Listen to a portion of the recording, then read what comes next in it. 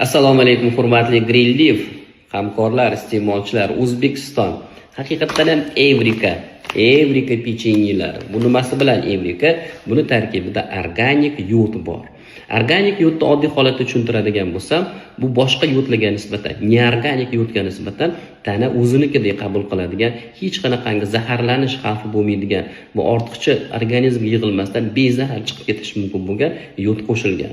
Bu nima bilan? Aminokislota, polisaxarid oqsil bilan birikkan holatda bo'ladi. Buni iste'mol qilgan paytingizda bir kunda siz 3 tadan 5 tagacha bemalol iste'mol qilishingiz mumkin. 6 oylik chaqaloqdan boshlab bersangiz bo'laveradi. Shunaqangi yaxshi narsa. Kayfiyat uchun, aqliy faoliyatingiz uchun, diqqat qodiri tafakkuringiz uchun zo'r narsa. Homilador ayolga birinchi mana shuni bering. Hech qanaqa atalab bermang. Homilador ayolga bergan zahotingiz uni ichib kelishi yaxshilanadi. Qon ketish xavfi kamayadi. Suti ko'payishni boshlaydi.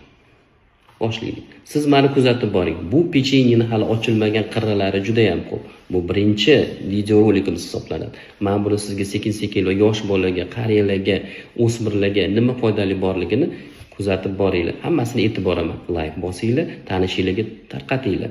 Kuzatinglar. Aytmoqchimanki, kimga yod tanqisligini mana shu podkastlar orqali siz bemalol sezib borishingiz mumkin.